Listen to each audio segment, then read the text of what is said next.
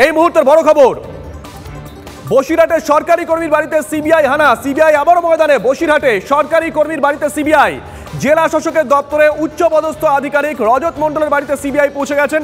এই মুহূর্তের বড় খবর, জেলা শাসকের দপ্তরে উচ্চপদস্থ আধিকারিক রজত মণ্ডল, তার বাড়িতে সিবিআই। বসিরহাট থানায় তার বিরুদ্ধে অভিযোগ দায়ের হয়।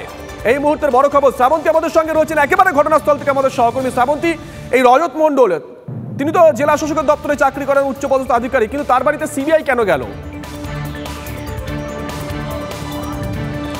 দেখো, সেটা এখনো স্পষ্ট হচ্ছে না। তবে যেরকমটা প্রথমেই বাড়ির ছবিটা দেখায়, এই বাড়িতেই থাকেন রজত মণ্ডল, যার বাড়িতে সকালবেলা চলে এসছে সিবিআই। যেটা মনে করা হচ্ছে যে রজত মণ্ডল জেলা শাসকের দপ্তরের সংখ্যালঘু সেলের দায়িত্বে রয়েছেন। সেখানকার এসসি এসটি যে সেল রয়েছে সেখানে কাজ করেন তিনি, বিশেষ দায়িত্বে রয়েছেন তিনি। অতি সম্প্রতি বিভিন্ন নিয়োগ মামলায় আমরা দেখেছি যে এসসি এসটি সার্টিফিকেট অর্থাৎ তপশিলি জাতিভুক্ত যে সমস্ত শংসাপত্র হয়, সেই শংসাপত্র নিয়ে একাধিক অভিযোগ থাকে। সেই সমস্ত শংসাপত্র জাল করা নিয়েও অভিযোগ থাকে। সম্ভবত সেই বিষয়টি খতিয়ে দেখতে সিবিআই এইখানে তাকে জিজ্ঞাসাবাদ করছে। প্রায় ঘন্টা তিনেক হয়ে গেছে জিজ্ঞাসাবাদ চলছে, এবং এর আগে এখানে রেড করতে আসার আগে বসিরহাট থানাতেও সিবিআই অফিসাররা যান, তার নামে একটি অভিযোগ করা হয়। এবং যতটুকুনি জানা যাচ্ছে যে এই শংসাপত্র দেওয়ার কাজে তিনি আদতে সরাসরি যুক্ত ছিলেন কিনা, বা সেখানে কতটা অনিয়ম হয়েছে, সত্যি তার কোনো উত্তর তিনি দিতে পারেন কিনা, সেগুলি খতিয়ে দেখার চেষ্টা চলছে। এই মুহূর্তে সিবিআইয়ের দুটি টিম এখানে এসে রেড করছে, এবং সেটি লোকাল যে বসিরহাট থানা রয়েছে সেখানেও জানানো হয়েছে। শুভজিৎ, নজর থাকবে শ্রাবন্তী, নজর রাখো।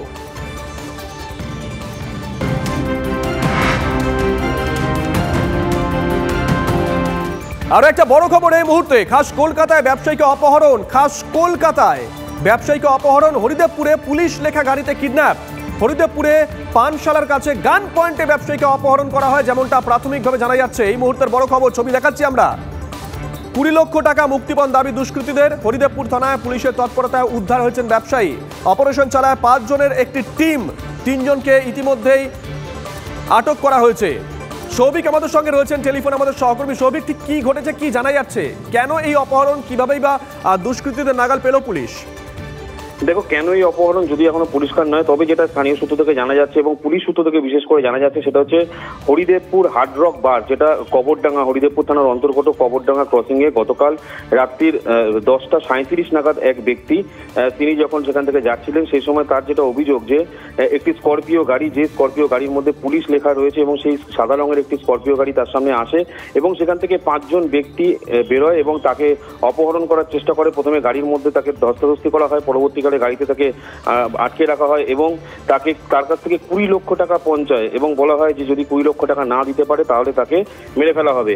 এবং এই ইনফরমেশন যখন হরিদেবপুর থানা পুলিশের কাছে আসে, সেই সময় কিন্তু হরিদেবপুর থানা সিসিটিভি যে ফুটেজ, সেই ফুটেজ দেখে কিন্তু তারা গাড়িটিকে শনাক্ত করে, এবং তারপরে কিন্তু বিভিন্ন জায়গায় রেড চালায় হরিদেবপুর থানার পুলিশ। বিভিন্ন ভাগে বিভক্ত হয়ে হরিদেবপুর বিভিন্ন এলাকা থেকে, ঠাকুরপুকুর এলাকা থেকে তারা এখনো পর্যন্ত 3 জনকে অ্যারেস্ট করেছে।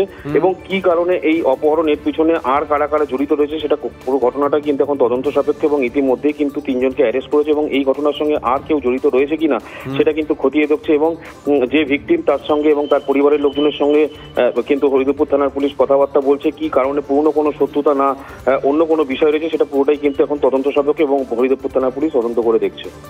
নজর থাকবে সৌভিক, নজর রাখো। ছবিটা দেখুন, সিসিটিভি ফুটেজ যে ছবি আমাদের হাতে এসে পৌঁছেছে। দেখুন, একটি গাড়ি থেকে রীতিমতন সিনেমার কায়দায়, ফিল্মি কায়দায় 5 জন দুষ্কৃতীর একটি টিম ওই ব্যবসায়ীকে নামিয়ে নিয়ে আসছে। সিসিটিভিতে সেই ছবি উঠেছে এবং পুলিশ তারপরেই তৎপর হয়। সিসিটিভি ফুটেজ দেখে ওই গাড়িটাকে শনাক্ত করে, তারপর 3 জন দুষ্কৃতীকে ইতিমধ্যেই পুলিশ গ্রেপ্তার করেছে।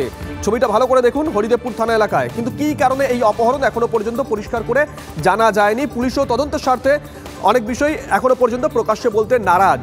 এই মুহূর্তে আমরা সেই ছবি দেখাচ্ছি। ওই গাড়িতে পুলিশ লেখা ছিল।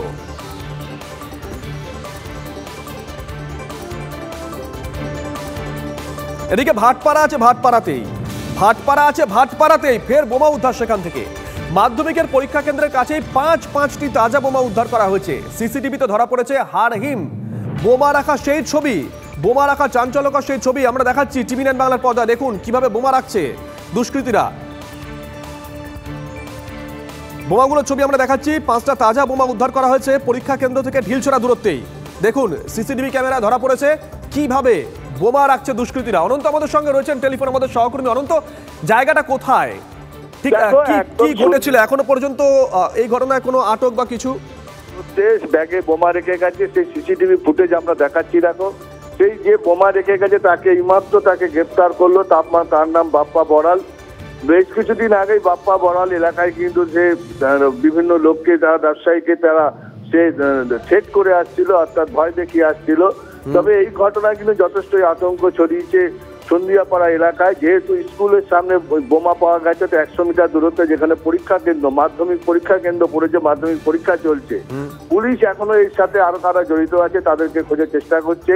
এবং পুলিশ কিন্তু এই যে ঘটনা, এই ঘটনায় কেন তারা বোমা রাখতে গেল, কেন বোমা রেখে কি ঘটাতে চেয়েছিল, কি জন্য, কাকে মারবার জন্য ছবি দেখে তো মনে হচ্ছে কোনো একটা আবাসন গ্যারেজের পাশে রাখা হচ্ছে এই বোমা। একদম একটা আবাসন বাড়ি, সেই বাড়ির পাশেই, সামনে গাড়ি, সেই গাড়ির নিচেই এই বোমাটা রাখা ছিল। সকালবেলা যারা কাজ করতে আসেন, যে সমস্ত মিউনিসিপ্যালিটির কর্মীরা যারা সাফ সাফাই করতে আসেন, তারা যে প্রথমে ওই ব্যাগ নজরে আসে, তারপরে তারা ব্যাগ খুলে দেখে 5টি কৌটো বোমা রয়েছে। সঙ্গে সঙ্গে তারা ভাটপাড়া থানাকে খবর দেয়। ভাটপাড়া থানার পুলিশ এসে 5টি বোমা উদ্ধার করে। তবে পুলিশই টহল থাকা সত্ত্বেও এই বোমা কি করে এলো সে নিয়েও কিন্তু প্রশ্ন উঠছে সাধারণ মানুষের মধ্যে। স্থানীয় কাউন্সিলর কিন্তু বলছেন যে দুষ্কৃতীরা কোনো একটা কাণ্ড ঘটাবার জন্যই তারা কিন্তু এই বোমাটা। বেশ, নজর থাকবে অনন্ত, নজর রাখো।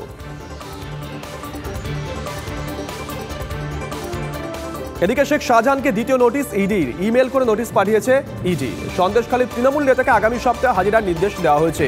নিশ্চয়ই মনে আছে এর আগেও ইডির তরফ থেকে হাজিরার নির্দেশ দেওয়া হয়েছিল, কিন্তু শেখ শাহজাহান তিনি হাজিরা এড়িয়ে যান।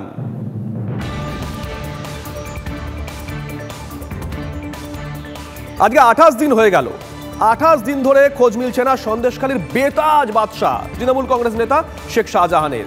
এই পরিস্থিতিতে আজ বারাসত আদালতে শাহজাহানের আগাম জামিন মামলা শুনানি। তন্ন তন্ন করে খুঁজেও শেখ শাহজাহানের নাগাল পাচ্ছেন না পুলিশ আধিকারিকরা। আগাম জামিন মামলার ওকালতনামায় কি করে শাহজাহান সই করলেন সেই প্রশ্ন ফের তুলেছেন বিরোধী দলের নেতা এবং সরবেরিয়ার বাসিন্দারা। 5ই জানুয়ারি আপনাদের নিশ্চয়ই মনে আছে, ইডির ওপর হামলার পর থেকেই খোঁজ মিলছে না শেখ শাহজাহানের। সন্দেশখালী তৃণমূল নেতার অন্তরালে থাকা নিয়ে গোড়া থেকেই সরব হয়েছে বিরোধী রাজনৈতিক দলের নেতারা। শাহজাহান ও তার ঘনিষ্ঠদের বিরুদ্ধে ক্ষোভে ফুঁসছেন সন্দেশখালীর সরবেরিয়ার বাসিন্দারাও।